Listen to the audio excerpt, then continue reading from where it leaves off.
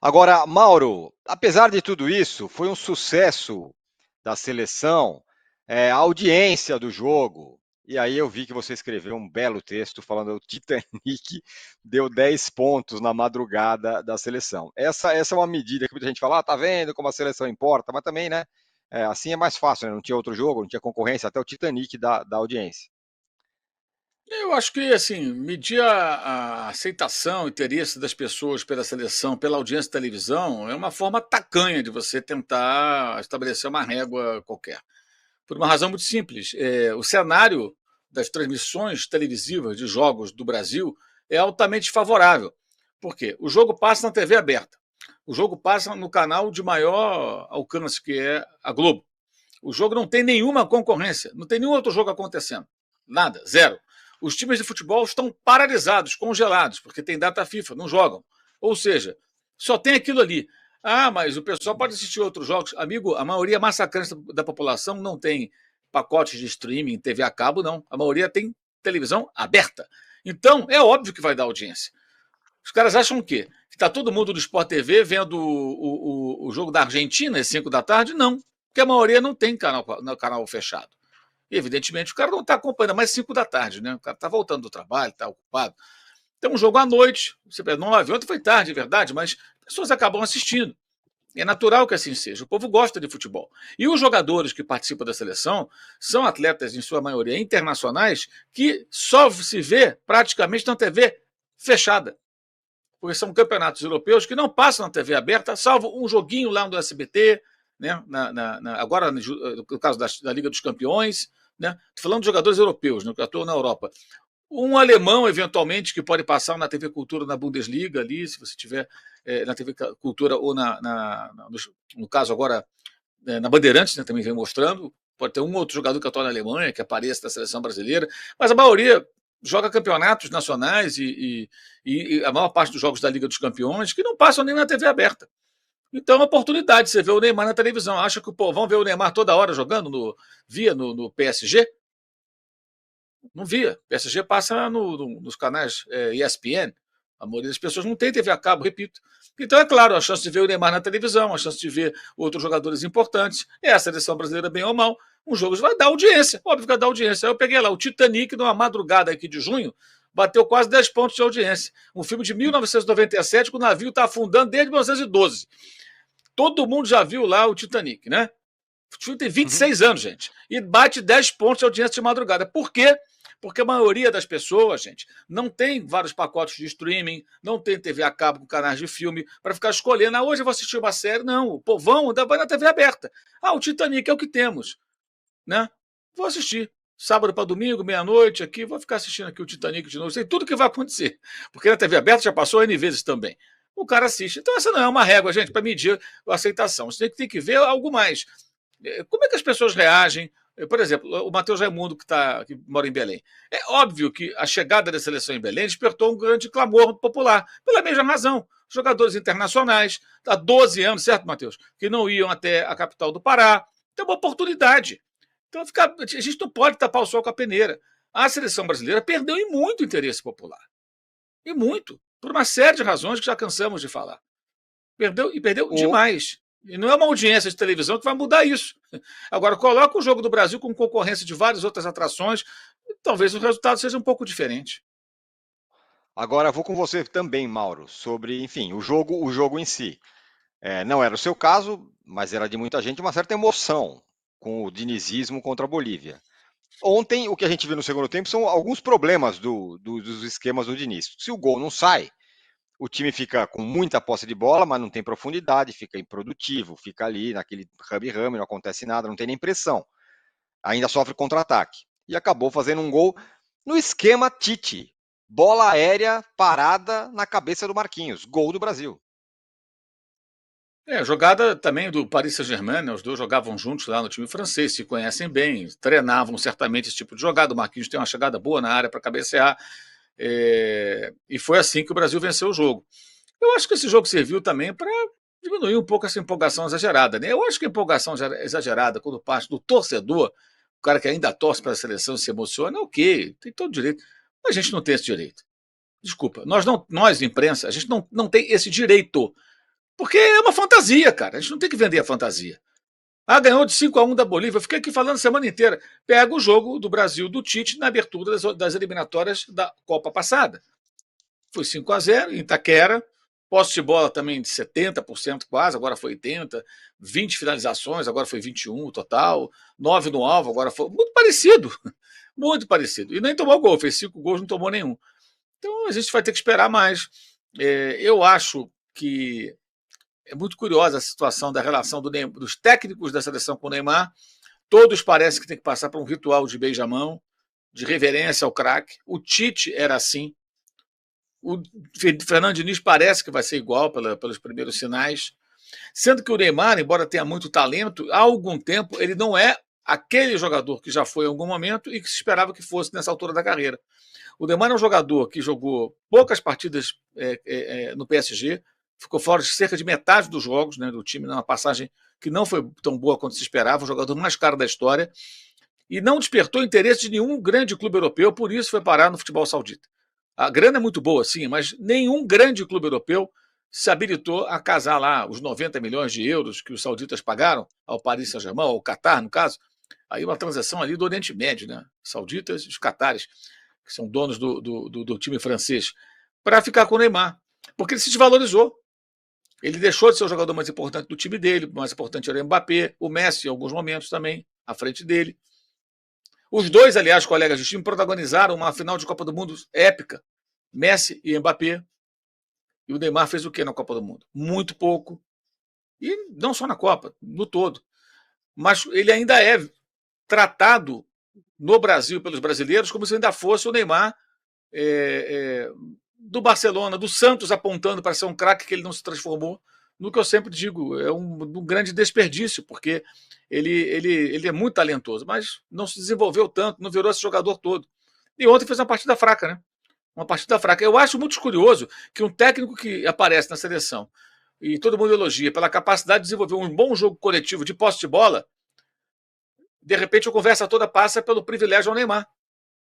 Ou seja, eu vou me apoiar o quê? No talento individual do Neymar, ou vou ter um grande jogo coletivo, que não vou depender do Neymar, vou fazer todo mundo jogar coletivamente, extraindo a capacidade individual de cada um para fazer esse jogo coletivo melhorar, e o talento vai ser a minha arma para resolver jogos. Mas coletivamente eu vou me impor, vou ter a bola, não vou sofrer, o adversário não vai me atacar, vou saber me defender. É o que se espera de um time do Fernando Diniz, né? Que ele consiga montar. Enfim, acho meio contraditório, mas entendo o lado político. Como diz Lúcio de Castro, né? Não é qualquer um que entra no salão atirando no xerife. E o xerife veste a 10. E tem uma coisa Rafael, também. Pode falar, Rafael. Eu ia passar a bola para você mesmo. Pode falar. Não, tem uma coisa que o Mauro disse, né, da empolgação do torcedor, e entra ciclo de Copa e sai ciclo de Copa, e é sempre a mesma coisa. E o que chamou a atenção nessas primeiras rodadas da FIFA é como a dificuldade das seleções se renovarem. Paulo Guerreiro ontem com 39 anos e com problemas de iniciar uma jogada, você tem um time da Bolívia fraquíssimo, você tem uma seleção paraguaia que não consegue ter uma renovação há vários ciclos de Copa. E agora, são 10 seleções na América do Sul, são 6 com vagas diretas e outra que vai para uma repescagem, que deve conseguir a repescagem. Então você tem aí muitas seleções com um nível técnico baixíssimo indo para a Copa do Mundo. Se bobear, o Brasil com essas 2 vitórias já está no Mundial. Então, essa empolgação do torcedor vai continuar com Copas e Copas, e com esse nível enfraquecido do futebol sul-americano, o Neymar vai continuar, mesmo não jogando bem, vai continuar sendo protagonista.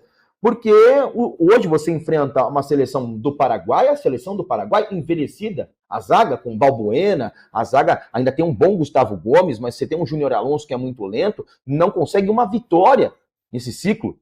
A Venezuela consegue vencer uma partida de eliminatória da Copa do Mundo, e a gente sabe do nível baixo da Venezuela.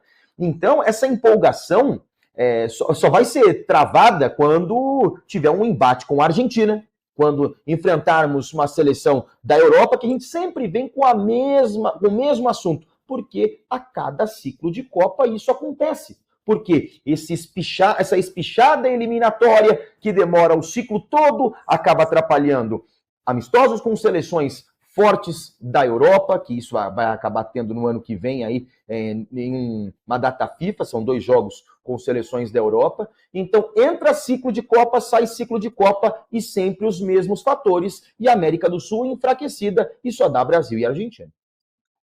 Lembro também do Marcelo Moreno, que é o atacante, principal atacante da Bolívia, né? Você falou do Guerreiro, tem o Marcelo Moreno da Bolívia também.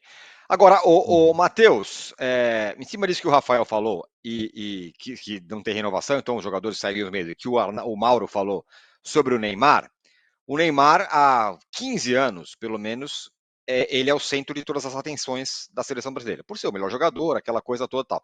Estamos em mais uma tentativa de fazer com que a seleção jogue e o Neymar desenvolva o máximo que ele pode desenvolver. O exemplo óbvio é o do Messi. São jogadores diferentes, claro. O Messi é melhor do que o Neymar, isso não se discute. Mas ele também sofreu bastante até que conseguiu se encaixar num time da Argentina em que ela que era muito dependente dele, continuou sendo, mas que conseguiu jogar como um time. Onde é que eu quero chegar? O Diniz, antes do jogo, falou: eu quero que o meu melhor jogador pegue o mais tempo possível na bola. Ele está falando do Neymar. E foi isso que tentou fazer ontem. O Neymar ficou carimbando todas as bolas durante o jogo inteiro. Num dia que ele não está jogando bem, como ontem, acabou que não funcionou. É mais uma tentativa, dessa vez do Diniz, de tentar extrair do Neymar o máximo possível. Até agora todo mundo fracassou.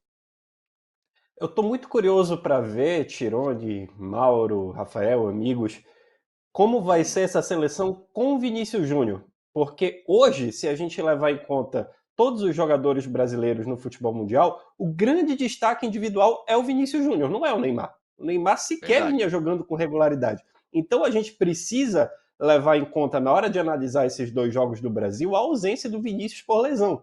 Então, provavelmente o Rafinha vai ser sacado. Vamos lá, considerar o Neymar por dentro, o Vinícius Júnior mais aberto do lado direito, com o Rodrigo na esquerda, o Richarlison, o Jesus, enfim, quem ele entender que deve ser o centroavante. Eu não acredito que o Neymar vai ficar carimbando bola, tendo um Vinícius Júnior com fôlego, tendo um para um muito forte, sendo um driblador nato e um jogador ainda em evolução com todo o potencial que a gente já viu. Então, e tem um outro ponto que a gente precisa levar em conta também. Tem um jogo contra o Uruguai. Vai receber a Venezuela? Ok. É o mesmo raciocínio do jogo contra a Bolívia. Mas jogar contra o Uruguai lá é uma outra situação. O Uruguai não vai ter as mesmas dificuldades de criação que o Peru teve ontem nos espaços que a seleção brasileira deixava no momento de organização defensiva. A gente vai ver o Brasil enfrentando o Uruguai de Valverde, de Darwin Núñez, um Rocher lá atrás segurando a onda no gol. Então é uma seleção mais forte. O contexto vai ser diferente. Eu quero ver esse Brasil do Diniz com o Vinícius Júnior. Não acredito que o Neymar vai ficar carimbando bola o tempo todo com o Vini em campo.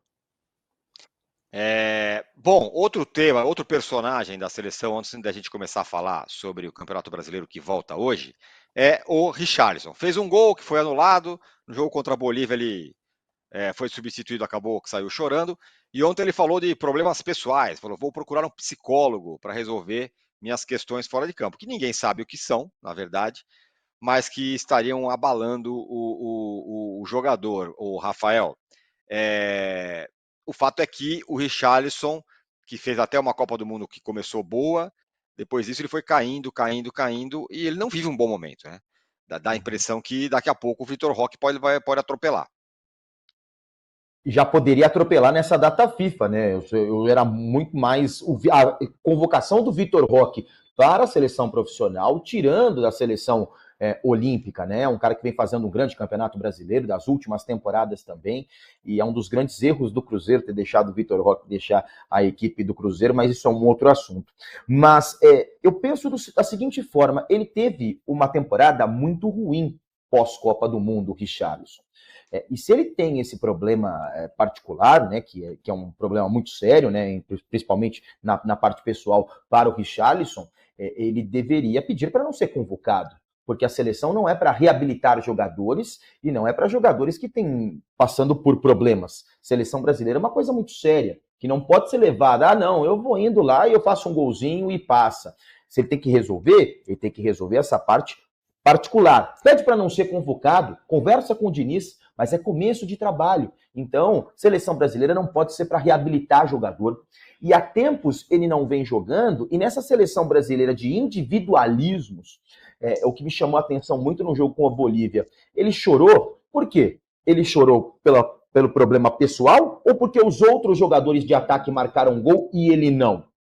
Então, eu vejo muito ego ainda na seleção brasileira exacerbado.